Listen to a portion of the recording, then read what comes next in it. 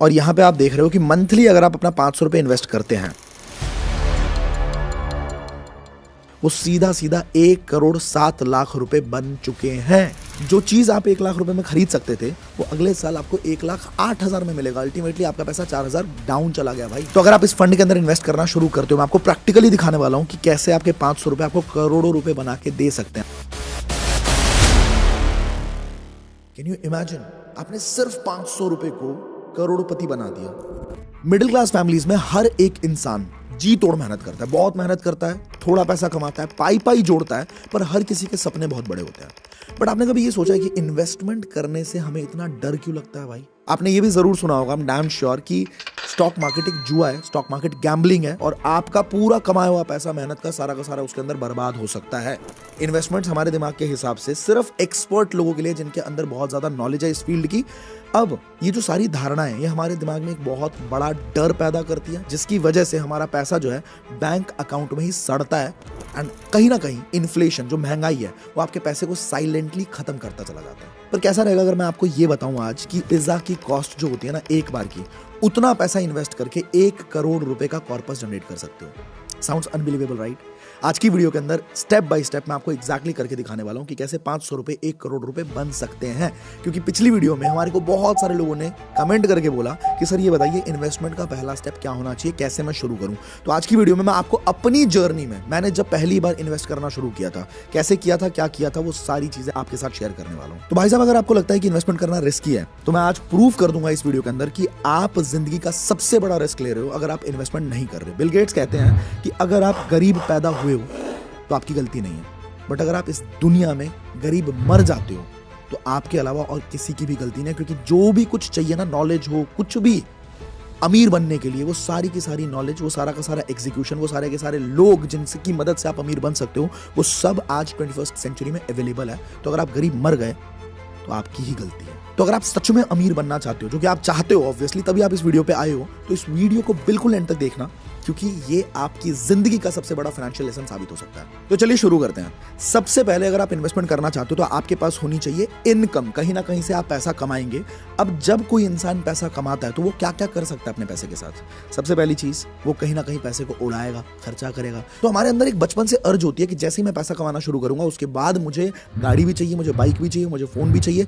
भले ही मेरे पास पैसे कम हो, लेकिन मैं ईएमआई पे, नो कॉस्ट ईएमआई, इसके ऊपर मैं कर्जों पे अपनी जिंदगी पालूंगा। तो पहला क्या कर सकते हो आप? इनकम आई, आप वहां पे खर्चे करने शुरू कर सकते हो। दूसरा क्या कर सकते हो? आपके सेविंग अकाउंट में आपका पैसा पड़ा हुआ है। अब हमें लगता तो है कि हमारे को सेविंग अकाउंट जो है 4% का रिटर्न देगा, 4% हमारे को इंटरेस्ट देता है, लेकिन आपको सच्चाई बता दूं, वैसे आपने ये बात सुनी भी होगी, अगर नहीं सुनी है तो ध्यान से सुनिएगा, कि 4% का जो आपको इंटरेस्ट मिल रहा है, मतलब 1,00,000 रुपए अगर आपके सेविंग अकाउंट में पड़े हैं, तो अगले साल वो आपका 1,04,000 हो जाएगा। आपको लगा वाह मेरे पैसे बढ़ गए, लेकिन नहीं बढ़े मेरे दोस्त। इन्फ्लेशन जो है वो हर साल 7 से 8% के रेट से बढ़ रहा है। आपको लग रहा है कि आपका पैसा बढ़ गया, आपके 1,00,000 जो है वो 1,04,000 हो गए, लेकिन अगले साल जो चीज आप 1,00,000 रुपए में खरीद सकते थे, वो अगले साल आपको 1,08,000 में मिलेगा। अल्टीमेटली आपका पैसा 4,000 डाउन चला गया भाई, लगभग 3-4% गए। और तीसरा ऑप्शन जो आपके पास बच गया, वो है आपका पैसा आप इन्वेस्ट कर रहे हो। आप अपने पैसे को बोल रहे हो कि चल भाई और पैसा बना के लेके आ।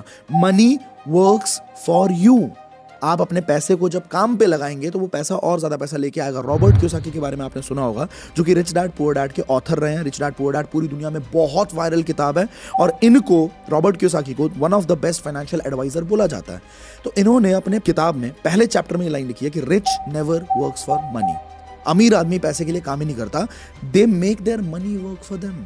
वो अपने पैसे को लगाते हैं ताकि उनका पैसा और ज्यादा पैसा लेके आए। इन्वेस्टमेंट करनी चाहिए, बात समझ में आ गई हमारे को, लेकिन इन्वेस्टमेंट करे कहां पे एग्जैक्टली, जहां से हम बिल्कुल सेफली पैसा बना सकते हैं? इसी का जवाब मैं आपको इस वीडियो के अंदर देने वाला हूं। बट अगर आपका सवाल मुझसे ये है कि भाई क्या हर किसी को इन्वेस्टमेंट करनी चाहिए क्या? अगर मैं एक जॉब करता हूं या मैं एक स्टूडेंट हूं, अभी पढ़ाई करनी शुरू करी है मैंने, क्या मुझे भी इन्वेस्टमेंट करनी चाहिए? सवाल का जवाब है हाँ, आपको करनी चाहिए। क्योंकि अगर आप भारतवासी हो, अगर आप भारत से प्यार करते हो, आपको सच में पैसा अपना इन्वेस्ट करना चाहिए। क्योंकि हर एक इंसान आर्मी में जाके देश की हिफाजत नहीं कर सकता। दूसरा ऑप्शन जो आपके पास बचता है वो यही है कि आपने जो पैसा दबा रखा है ना अपने तकिए के नीचे, या आपने जो कैश जमा कर रखा है, कैश इज ट्रैश, याद रखिएगा ये बात।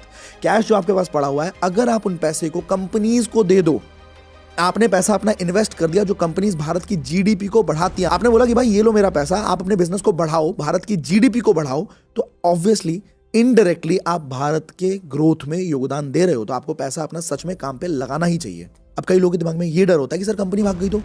हर कंपनी नहीं भागती है। टाटा भाग गए क्या? अंबानी भाग गए क्या? बहुत बड़ी बड़ी कंपनीज ऐसी हैं जो फंडामेंटली इतनी स्ट्रांग है कि कभी नहीं भाग सकती। आपको थोड़ा सा नॉलेज लेके चेक करना है। अब फाइनली हम समझने वाले हैं कि 500 रुपए 1 करोड़ रुपए बनेंगे कैसे।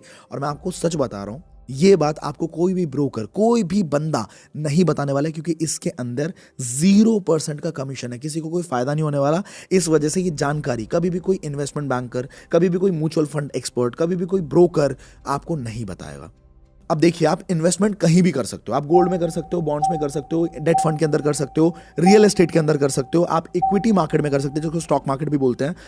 अब मैं कहता हूं, अगर आपको स्टॉक मार्केट की जीरो नॉलेज है, आपको कुछ नहीं पता स्टॉक मार्केट के बारे में, एस भी नहीं पता, और आप ना अपना दिमाग लगाना भी नहीं चाहते, आप कहते हो कि भाई मेरे को बहुत काम है, मैं स्टूडेंट हूं या फिर मैं जॉब करता हूं, मेरे पास टाइम बिल्कुल जीरो है, लेकिन मुझे अपना पैसा ग्रो करना है, तो आप कहां पैसा लगाएंगे?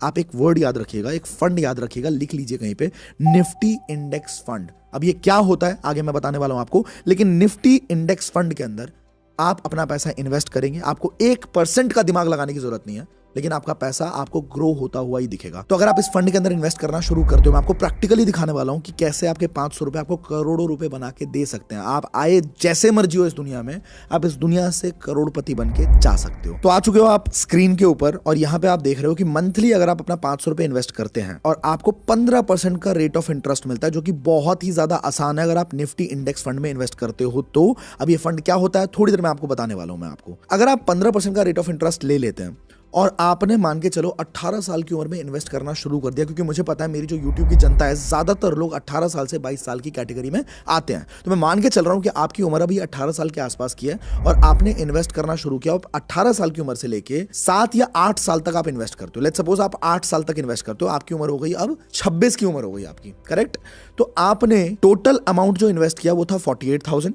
आपको जो रिटर्न मिला है वो 44,968 रुपीज का मिला है, और आपका टोटल अमाउंट जो है, कॉर्पस जो है, वो 92,000 रुपीज का हो चुका है, 92,968 रुपीज। अब आपके दिमाग में आ रहा होगा करोड़ों रुपए कहां है भाई, ये तो हजारों लाखों में भी नहीं पहुंचे, आप तो कह रहे थे करोड़ों रुपए आ जाएंगे। बिल्कुल आएंगे। अब आप देखिए, आपने मान के चलो इस टाइम के बाद 500 रुपए भी इन्वेस्ट करना बंद कर दिया।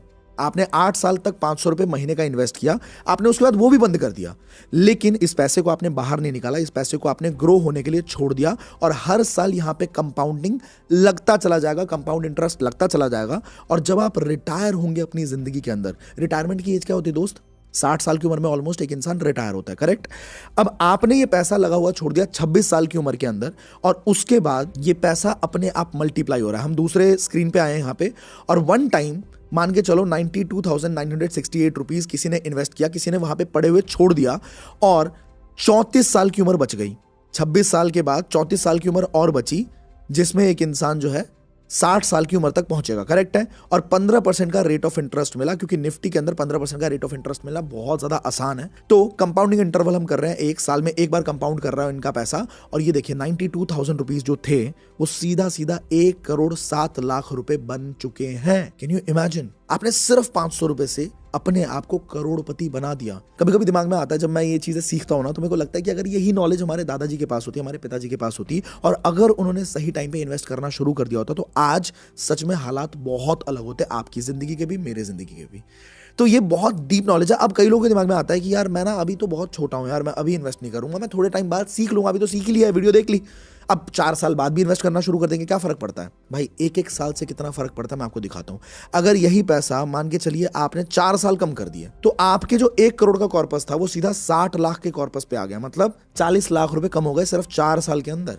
और अगर आपने मान के चलते हैं 4 साल बढ़ा दिए, 34 की जगह 38 साल तक इन्वेस्टेड रखा, तो वो जो 1 करोड़ रुपए थे वो 1,88 लाख हो गए। मतलब आप देख लो कितना बड़ा फर्क है, ऑलमोस्ट डबल हो गया। अगर 2 साल और रहने दोगे तो डबल की जगह पे ये 2.5 करोड़ रुपए हो जाएंगे। मतलब एक साल कंपाउंडिंग के लिए सच में बहुत मैटर करता है। अब एक सिनेरियो और देखते हैं, मान के चलते हैं 25 साल की उम्र आते आते आपने अपनी इनकम अच्छी खासी कर ली, आप 40-50 हजार रुपए महीने का कमा रहे हो, आपने कोई स्किल डेवलप किया, कहीं पे जॉब करने लग गए, कुछ करा, और आपने सोच लिया कि भाई मुझे महीने का 10,000 रुपया इन्वेस्ट करना ही करना है। 25 साल की उम्र से आपने ये थॉट प्रोसेस अपने दिमाग में डाल दिया। अब मान के चलो आपने अगर 10,000 रुपए इन्वेस्ट करना शुरू किया मंथली, ठीक है, और आपने ये इन्वेस्टमेंट करी 25 साल की उम्र से शुरू करी और 60 साल की उम्र तक, जब तक आप रिटायर हो गए तब तक आपने ये इन्वेस्टमेंट जारी रखा, तो 35 साल तक आपने इन्वेस्ट किया और आपको 15% का रेट ऑफ इंटरेस्ट मिला, और आपके जो ये 10-10 हजार रुपए आपने जोड़े हैं ना, इन्वेस्ट करे हैं, ये आपको 10 करोड़ रुपए का कॉर्पस दे देंगे। आप करोड़पति क्यों नहीं बन सकते यार?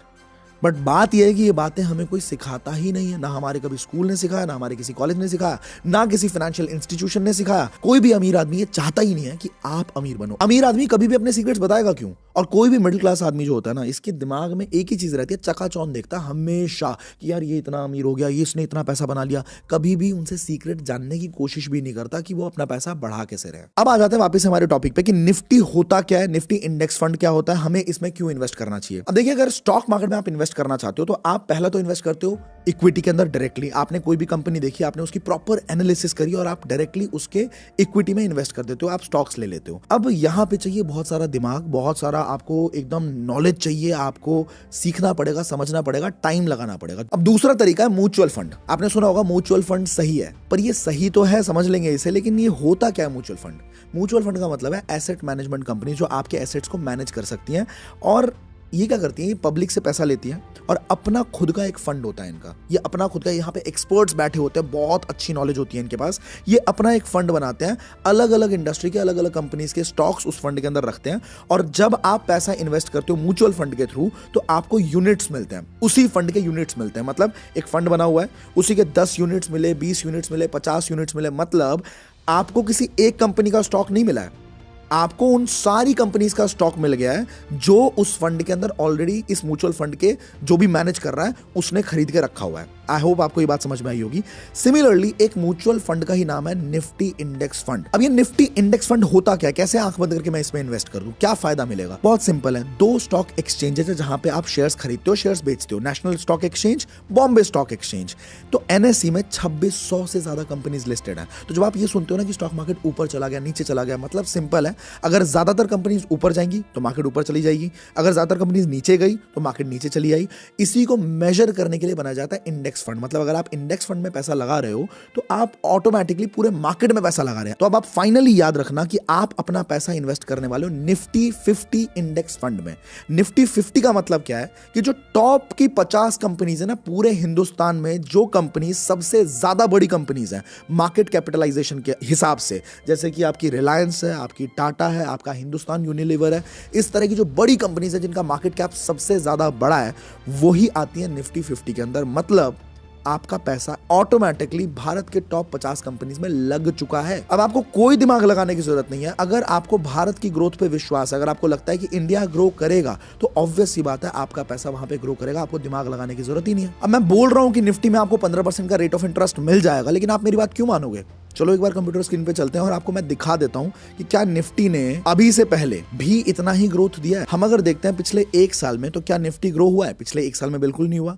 लेकिन अगर हम देखते हैं पिछले 5 सालों में तो क्या निफ्टी ने ग्रो किया है? निफ्टी ने 93% का इंटरेस्ट दिया, 93% के हिसाब से ग्रो किया ही किया है। अगर मैक्सिमम पे भी देखते हैं, यहां पे देखो 2020 के टाइम पे निफ्टी वाज एट 4000 और अभी के टाइम पे निफ्टी कहां पे है? 23,000 से ऊपर है निफ्टी। मतलब लॉन्ग टर्म में हमेशा निफ्टी ग्रो ही करता है। अगर भारत की ग्रोथ पे आपको विश्वास है तो आपने अपना पैसा आंख बंद करके ऐसी जगह पे लगा दिया जहां पे आपका पैसा ग्रो करेगा ही करेगा। ये बात आपको सच में कोई नहीं बताने वाला, क्योंकि जब आप इन्वेस्ट करने जाओगे तो आपको 2 तरह के प्लान्स मिलेंगे, एक रेगुलर ग्रोथ प्लान मिलेगा, एक डायरेक्ट ग्रोथ प्लान मिलेगा। याद रखिएगा, आपको डायरेक्ट ग्रोथ प्लान को चूज करना है, आपको रेगुलर ग्रोथ प्लान पे नहीं जाना है, क्योंकि डायरेक्ट ग्रोथ पे कोई भी थर्ड पार्टी इन्वॉल्व नहीं होती और किसी को भी कोई कमीशन नहीं जाता। आपका एग्जिट रेशो जो है बहुत कम हो जाता है। नॉर्मली आपको 1% का 2% का एग्जिट लोड भी मिल सकता है, लेकिन हमें लगता है 1% से क्या फर्क पड़ेगा। सच में लॉन्ग टर्म में बहुत ज्यादा फर्क पड़ता है। तो आपको डायरेक्ट ग्रोथ को ही चूज करना है और वहां पे आपके पूरे पैसे बच गए। अब इन्वेस्टमेंट करने के लिए आपको सबसे जरूरी चीज यह है कि आपको डीमैट अकाउंट की बहुत जरूरत होती है। उसके बिना आप इन्वेस्टमेंट कर ही नहीं सकते हो।